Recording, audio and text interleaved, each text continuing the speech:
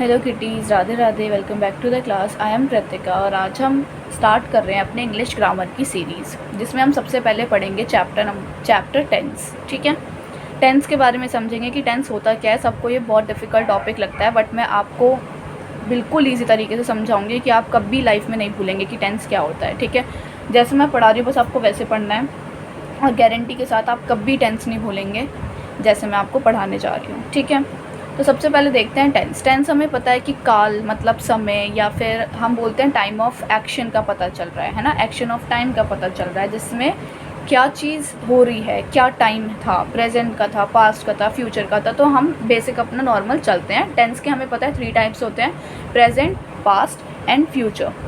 तो हम सबसे पहले देखते हैं हम कैसे पहचानेंगे कि ये टेंस प्रेजेंट में है, ये पास्ट में है और ये फ्यूचर में है। तो सबसे पहले हम इसकी देखते हैं पहचान कैसे होती है। हमें याद रखना है प्रेजेंट टेंस हमेशा एंड हो रहा होगा हमारा है से, हमेशा है एंड में होगा कि वह खाना खाता है, वह खाना खा रहा है, कुछ भी जिसमें है से एंड होगा कोई भी सेंटेंस, वो हमारा प्रेजेंट टेंस होता है। कोई भी सेंटेंस या तो था से एंड हो रहा होगा, और मैं अभी बताऊंगी कि एक्सेप्शन होता है, वो अलग हम बाद में पढ़ेंगे, पर लेकिन ये किससे एंड हो रहा होता है, था से एंड हो रहा होता है। फ्यूचर हमारा किससे एंड हो रहा होता है, गा से, मैं खाऊंगा, मैं पीऊँगा, है ना, ऐसे करके। तो हमारे गा से एंड हो रहा है। तो ये आपको इतनी पहचान क्लियर है कि प्रेजेंट की पहचान होती है से, पास्ट की था से एंड फ्यूचर की गा से। ठीक है, अब हमने पढ़ा कि टेंस के 3 टाइप्स होते हैं, प्रेजेंट, पास्ट, फ्यूचर। अब हम पढ़ेंगे सब टाइप्स। प्रेजेंट, पास्ट और फ्यूचर सबके 4 सब टाइप होते हैं। ठीक है, बिल्कुल सेम होते हैं, कोई दिक्कत वाली बात नहीं है। प्रेजेंट, इसके भी 4 टाइप होते हैं। कौन कौन से, वो भी सेम बिल्कुल। अगर हम प्रेजेंट की बात करें तो बस यहाँ प्रेजेंट लिख देंगे, present indefinite, present continuous, present perfect and fourth is present perfect continuous. Next देखें तो क्या है हमारा पास्ट। पास्ट में कौन कौन से सब टाइप होते हैं, past indefinite, past continuous, past perfect and past perfect continuous. देखो ये सब सेम है ना, ये तीनों में सेम होगा, indefinite, continuous, perfect and perfect continuous. बस अगर प्रेजेंट की बात करें तो आगे प्रेजेंट, पास्ट की तो आगे पास्ट, फ्यूचर की तो आगे फ्यूचर। फ्यूचर की देखें तो future indefinite, future continuous, future perfect and future perfect continuous. Clear है, इतनी बात क्लियर है। अब मैं आपको बताती हूँ सबकी पहचान, हम कैसे पहचान दिखाएंगे, कैसे पहचान करेंगे कि ये प्रेजेंट है, पास्ट है या फिर फ्यूचर है। ठीक है, देखो इंडेफिनिट, इंडेफिनिट की क्या पहचान होती है, हमेशा हमारा सेंटेंस किससे ऐड हो रहा होगा, ता है से। जैसे मैं खाना खाता हूँ, वह मतलब ता ते ती, कुछ भी हमारा ता से रिलेटेड एंड होगा। जैसे मैं खाना खाता हूँ, वह खाना खाती है, हम खाना खाते हैं, हम नाचते हैं, हम पीते हैं, हम जाते हैं, हम काम करते हैं, हम पढ़ाई करते हैं। ता से एंड हो रहे हैं ना, त से एंड हो रहे हैं ना। तो जो भी हमारा सेंटेंस त से एंड होगा और लास्ट में है तो आना ही चाहिए, तो वो कौन सा हो जाएगा, प्रेजेंट इंडेफिनिट। ठीक है, पहले मैं आज आपको प्रेजेंट पढ़ा रही हूँ। ठीक है, नेक्स्ट देखते हैं कॉन्टिन्यूस। कॉन्टिन्यूस किससे एंड होगा, रहा है। जैसे मैं खाना खा रहा हूँ, वह खाना खा रही है, मैं पानी पी रहा हूँ, हम पढ़ाई कर रहे हैं। तो जो ऐसे रहा से एंड होते हैं वो कौन से होते हैं, और है भी आना चाहिए एंड में, तभी वो प्रेजेंट है। और अगर रहा की पहचान करेंगे तो वो कॉन्टिन्यूस है। तो हमें 2 चीज़ देखनी होगी सेंटेंस में। सबसे पहले है देखो, अगर है तो फिर प्रेजेंट आएगा। फिर देखो ये कौन सा है प्रेजेंट का, हमें पता चल गया प्रेजेंट है। फिर आगे देखो कि ये ता है या रहा है, अगर रहा है तो कॉन्टिन्यूस, ता है तो इंडेफिनिट। क्लियर है। नेक्स्ट देखते हैं परफेक्ट। परफेक्ट मतलब जो चीज़ हो चुकी है ना, तो नाम चीज़ क्या होगा, इसमें क्या हो गया, एंड हमारा चुका या फिर लिया। एंड में है तो आएगा प्रेजेंट है, पर परफेक्ट की पहचान होगी चुका या फिर लिया। जैसे मैं खाना खा चुका हूँ, वह मैं पढ़ाई कर चुका हूँ, मैंने पानी पी लिया है। ठीक है, तो ये कौन से सेंटेंस होते हैं, प्रेजेंट परफेक्ट। अब प्रेजेंट परफेक्ट कॉन्टिन्यूस कौन से होते हैं, कॉन्टिन्यूस आ गया तो जहाँ कॉन्टिन्यूस आएगा वहाँ रहा है तो आएगा ही आएगा, पर टाइम के साथ। इसका मतलब क्या, जैसे जिसमें टाइम ऐड हो जाए। जैसे मैं 2 घंटे से खाना खा रहा हूँ, मैं 5 घंटे से पढ़ाई कर रहा हूँ, है ना, तो रहा भी आ रहा है और टाइम भी आ रहा है, तो वो कौन से हो जाते हैं, परफेक्ट कॉन्टिन्यूस। अभी हम सबके एग्जाम्पल्स और प्लस रूल्स के साथ पढ़ेंगे तो कोई दिक्कत नहीं होगी। ठीक है, नेक्स्ट अब मैं आपको प्रेजेंट का एग्जाम्पल्स एंड रूल समझाती हूँ। ठीक है, पास्ट और फ्यूचर हम बाद में करेंगे, एक एक चीज़ देखेंगे। ठीक है, प्रेजेंट टेंस देखते हैं हम। सबसे पहले क्या बोला है, प्रेजेंट टेंस में मैंने आपको बताया कि पहचान होती है हमारी है से। ठीक है, और प्रेजेंट इंडेफिनिट टेंस। सबसे पहले हम फर्स्ट पढ़ने जा रहे हैं प्रेजेंट इंडेफिनिट टेंस। 4 थे ना, उसका फर्स्ट सब टाइप प्रेजेंट इंडेफिनिट टेंस, जिसकी मैंने क्या पहचान बताई थी, ता, ते, ती, कैसे भी ता वाले सेंटेंस से ये ऐड होगा और लास्ट में है तो आएगा ही। है किसकी पहचान है? प्रेजेंट की। और ताते ती किसकी पहचान है? इंडेफिनिट की। क्लियर है? अब देखते हैं हम सबसे पहले रूल्स जो कि बहुत इंपॉर्टेंट होते हैं, हम इसी की वजह से अपना इंग्लिश का कोई भी सेंटेंस बना पाते हैं। ठीक है, तो हम देखते हैं इसमें 3 टाइप होते हैं, अफर्मेटिव, नेगेटिव एंड इंटेरोगेटिव। अब ये क्या है अफर्मेटिव, इंटेरोगेटिव एंड नेगेटिव? तो ये ध्यान रखना है, जो अफर्मेटिव सेंटेंस होते हैं वो होते हैं एक तरह से पॉजिटिव सेंटेंस जिसमें नॉट नहीं आता। ठीक है, जिसमें नॉट नहीं आता, बिल्कुल सिंपल सेंटेंस होते हैं। जैसे मैं खाना खाता हूँ, इसमें ना तो क्यों, क्या, कैसे कोई क्वेश्चन भी नहीं पूछेगा, ना इसमें नॉट आएगा। तो पॉजिटिव बिल्कुल सिंपल से सेंटेंस होते हैं, तो अफर्मेटिव हो गया। ठीक है, नेक्स्ट है नेगेटिव। नेगेटिव तो सिंपल है, जिसमें नॉट आ जाए, नाम में ही पता चल रहा है। और इंटेरोगेटिव, हम किसी को इंटेरोगेशन में लेते हैं, पुलिस करती है इंटेरोगेशन, है ना, तो हमें इससे पता चल रहा है इंटेरोगेशन मतलब इंटेरोगेटिव, इसका मतलब जिसमें क्वेश्चन मार्क आ जाए या जिसमें क्वेश्चन पूछा जा रहा हो। क्लियर है? अब हम इसके रूल समझते हैं। आज बस इतना करेंगे और इसके रूल समझेंगे और कुछ एग्जांपल्स करेंगे। आपको मेरे साथ इसी की ही प्रैक्टिस करनी होगी, जब तक मैं दूसरा टेंस ना करा दूँ तब तक आपको इसकी प्रैक्टिस करनी है इतने अच्छे से कि आप बोल सको, और जो भी आपको कोई दे दे हिंदी में तो आप उसकी इंग्लिश में कन्वर्ट कर सको, और दूसरा आप इंग्लिश बोल सको इससे रिलेटेड सेंटेंस। ठीक है, और डेली लाइफ में आप जितने भी ता ती वाले सेंटेंस होते हैं, एटलीस्ट जो मैंने सिखाया उसके तो आप इंग्लिश में आप बोल ही सकते हैं, ता ते वाले। जैसे अगर बोलते हैं कि क्या कर रहे हो तो बोल सकते हो मैं खाना खाता हूँ, या फिर कि तुम क्या करते हो तो तुम बोल सकते हो कि मैं पढ़ाई करता हूँ, है ना। तो इतनी चीज़ तो आप इंग्लिश में भी बोल सकते हैं जब तक मैं आगे टेंस नहीं सिखा रही। ठीक है, अफर्मेटिव का रूल पढ़ते हैं। सबसे पहले सब्जेक्ट प्लस वर्ब की फर्स्ट फॉर्म, एस या फिर ईएस प्लस ऑब्जेक्ट। ठीक है, ये मैं सब समझाऊंगी कि सब्जेक्ट क्या है, ऑब्जेक्ट क्या है, वर्ब क्या है। अब हमें पता है वर्ब तो चलो काम और काम करना, कुछ भी कुछ हो रहा हो, मेहनत कर रहा हो कोई इंसान, है ना। अब जैसे एक एग्जांपल देखो, अगर मैं लिखती हूँ ताते ती वाले ही कि मैं खाना खाता हूँ, जैसे मैंने ये एग्जांपल लिखा है, तो इसमें सब्जेक्ट क्या होगा? सब्जेक्ट हमेशा ध्यान रखना है कोई स्टार्टिंग में होता है, मोस्टली सब्जेक्ट स्टार्टिंग में होता है, वो लिविंग या नॉन लिविंग कुछ भी हो सकता है, बट मोस्टली सब्जेक्ट क्या होंगे हमारे स्टार्टिंग में, जो काम कर रहा होगा। ठीक है, यहाँ पे कौन खाना खा रहा है? मैं खाना खा रहा है, तो मैं क्या हो गया हमारा यहाँ पे सब्जेक्ट। क्लियर है? अब वर्ब, सब्जेक्ट के बाद वर्ब मतलब जो काम हो रहा है, जैसे कि क्या काम हो रहा है यहाँ पे, खाने का खाता, खाता काम हो रहा है ना, खाना तो बना बनाया कुछ है ही, खाता काम हो रहा है, तो खाता क्या हो जाएगी हमारी? वर्ब, क्योंकि वो खा रहा है ना।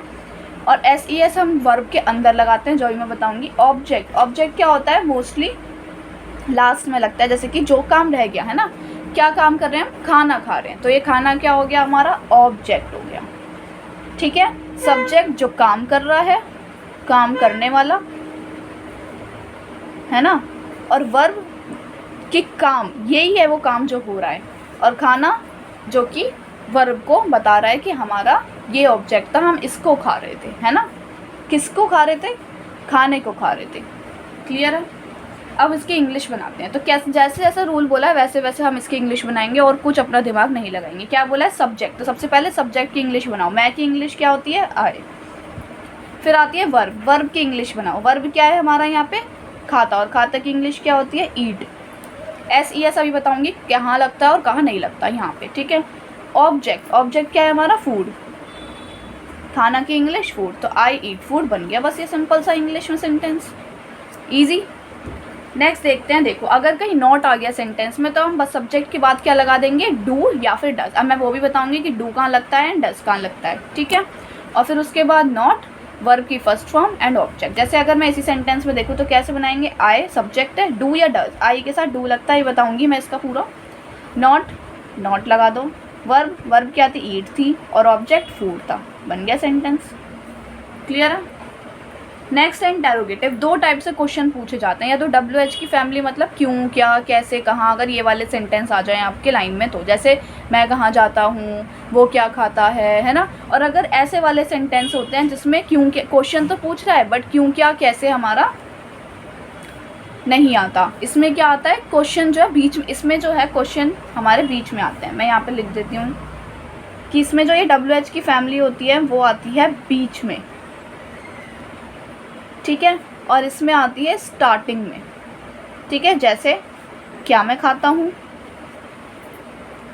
ठीक है, क्या मैं खाता हूँ, क्या वह जाता है, क्या वह करता है, क्या वो नाचता है, ऐसे जो क्वेश्चन होते हैं जिसमें ये सब पहले आ जाए क्या, तो वो क्या बन जाता है हमारा दूसरे वाला इंटेरोगेटिव के तरीके से बनता है। और अगर WH की फैमिली वाला आ जाए बीच में तो इस तरीके से बनेगा। ठीक है, मैं भी सारे एग्जाम्पल कराऊंगी।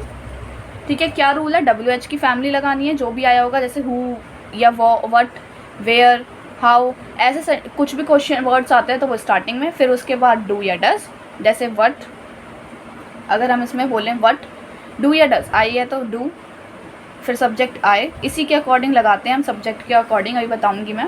फिर आता है नॉट है, अगर सेंटेंस में तो नॉट लगा दो, वरना फिर ऑब्जेक्ट। सेम ऐसे ही डू डज लगाओ, जैसे डू आई नॉट ईट, जी मैंने यहाँ वर्ब नहीं लिखा, यहाँ पे ऐड कर लो वर्ब की फर्स्ट फॉर्म। सेम यहाँ पे वर्ब की फर्स्ट फॉर्म, सिर्फ SES सिर्फ इसमें आता है और कहीं नहीं। ठीक है, WH की family plus do does plus subject not plus verb की फर्स्ट फॉर्म प्लस ऑब्जेक्ट। ठीक है, do I not eat the food, समझ आ गई। अब हम देखते हैं SES किसके साथ लगाते हैं और डू डज किसके साथ लगाते हैं। देखो SES हमने बचपन में पढ़ा है, प्लूरल चीज़ों के साथ S या ES लगता है, बट इसमें डिफरेंट है। ठीक है, इसमें SES जो लगता है वो किसके साथ लगता है, सिंगुलर के साथ। ये बात ध्यान रखनी है कि हम प्लूरल में SES लगा देते हैं ना, पर ये टेंस में उल्टा होता है, सिंगुलर के साथ लगता है और प्लूरल के साथ हमारा SES नहीं लगता। प्लूरल और सिंगुलर क्या, प्लूरल एंड सिंगुलर सब्जेक्ट्स के साथ, समझ आई बात। अगर सिंगुलर सब्जेक्ट है तो लगेगा और प्लूरल सब्जेक्ट है तो नहीं लगेगा। अब सिंगुलर सब्जेक्ट प्लूरल सब्जेक्ट कौन से होते हैं तो मैं लिखवा रही हूँ, ये रट लेना है बिल्कुल। ही, शी, इट, नेम। मतलब अगर किसी सेंटेंस में ही आ जाए, मतलब लड़के की बात हो रही है, शी लड़की की बात हो रही है, इट कोई नॉन लिविंग थिंग की बात हो रही है, नेम या किसी के नाम की बात हो रही है कि राम, श्याम, ऐसे कोई नाम की बात हो रही है, कोई एक नाम की बात हो रही है, तो हमारा SES लगेगा और वो से हम बोलते हैं सिंगुलर सब्जेक्ट। प्लूरल कौन से होते हैं, आई, वी, यू, दे, या फिर हमारे दो नाम आ जाएं, है ना, कि ये एंड ये। अगर हमारे दो नाम आ जाएं या दो से ज़्यादा नाम आ जाएं तो ये प्लूरल माना जाता है, एक से ज़्यादा चीज़ें हैं ना, तो ये प्लूरल सब्जेक्ट होते हैं। तो जहाँ भी हमारे सेंटेंस में ही, शी, इट, नेम आ जाएगा या कोई भी, इसे हम बोलते हैं सिंगुलर सब्जेक्ट और उसके साथ हम SES लगा देंगे। बट आई, वी, यू, दे वगैरह कोई चीज़ें आ जाएंगी तो हम SES नहीं लगाएंगे, इसलिए हमने यहाँ पे आई वर्ब के साथ लगना है, ये है ना वर्ब के साथ। वर्ब क्या थी, ईट, मतलब इसमें SES लगाने से ईट्स कर देना। तो यहाँ पे देखो आई क्या है, प्लूरल, तो आई ईट्स होगा ही नहीं, SES इसमें लगेगा ही नहीं। Next do does, do does भी सेम है, डू हमारा लगता है प्लूरल के साथ, अभी मैंने बताया ना, इसी का ही नॉर्मल है ये। SES लगना है सिंगुलर के साथ, तो यहाँ पर भी तो ES ही लगा हुआ है, तो इसका मतलब ये सिंगुलर के साथ ही तो लगेगा, है ना। तो बस वही सेम चीज़ है कि डू हमेशा हमारा प्लूरल सब्जेक्ट और डज सिंगुलर सब्जेक्ट के साथ। ठीक है, अब वही हमने पढ़ा, डू मतलब आई के साथ, वी के साथ, यू के साथ या फिर दे के साथ, या फिर दो नाम आ जाएं तो। पर ये ही के साथ, शी के साथ, इट के साथ या फिर कोई नाम आ जाए उसके साथ। जैसे यहाँ पे था, हमने आई डू लगाया क्योंकि आई प्लूरल था तो इसके साथ क्या लगा, डू। बट अगर हमारा ही आ जाता तो हम क्या लगाते, he does not eat food. Clear है, समझ आ गई इतनी बात कि SES कहाँ लगेगा और कहाँ नहीं लगेगा। सिंगुलर के साथ SES, सेम वही बात है कि SES लग रहा है ना, यहाँ पे डू में ES लगा दिया तो ये भी सिंगुलर के साथ, और डू और SES नहीं लगेगा प्लूरल के साथ, और डू भी प्लूरल के साथ लगेगा। क्लियर है, एक बार देख लेना। अब हम देखते हैं इसके एग्जाम्पल्स। मैं खाना खाता हूँ, तो हमने क्या रूल पढ़ा है, सब्जेक्ट प्लस वर्ब की फर्स्ट फॉर्म प्लस S या फिर ES एंड देन ऑब्जेक्ट, यही पढ़ा है। तो सब्जेक्ट इसमें क्या है, स्टार्टिंग वाला आए, वर्ब, वर्ब क्या है यहाँ पे, खाता की ईट, यही बोला था हमने, है ना। तो आए, ईट, और फिर ऑब्जेक्ट, S या ES लगेगा नहीं लगेगा, आई के अकॉर्डिंग, सब्जेक्ट के अकॉर्डिंग चेक करते हैं। सब्जेक्ट क्या है, प्लूरल, तो हमारा SES नहीं लगेगा, इसलिए सिर्फ ईट हो गया, आई ईट फूड। और अगर यहाँ पे होता वह खाना खाता है तो क्या हो जाता, ही ईट्स, क्योंकि ही इज सिंगुलर और सिंगुलर के साथ S और ES लगता है, इसलिए क्या हो जाएगा, ईट्स फूड। क्लियर है, S और ES का मतलब है अगर एस लग रहा है, जैसे इसके साथ ईट्स के साथ एस हो गया। अब अगर हमें गो के साथ एस या ई एस लगाना है तो देखो ई एस लगेगा ना, इसलिए मैंने यहाँ पे लिखा है ई एस, या तो एस लगेगा या ई एस। मतलब ईट्स के साथ तो एस लगता है बट गो के साथ ई एस लगता है। अगर मैं बोलूँ ही गोज़ टू स्कूल, ठीक है, तो इसलिए गो के साथ ई एस वाला बनाकर हमारा गोज़ बनता है। क्लियर है? नेक्स्ट एग्जाम्पल देखते हैं। तुम स्कूल नहीं जाते हो, तो क्या हो जाएगा? सब्जेक्ट मतलब यू। फिर क्या बोला था हमने? Do does. रूल के अकॉर्डिंग बनाना है कि रूल में अब आगे क्या लिखा है, डू या डज फिर नॉट।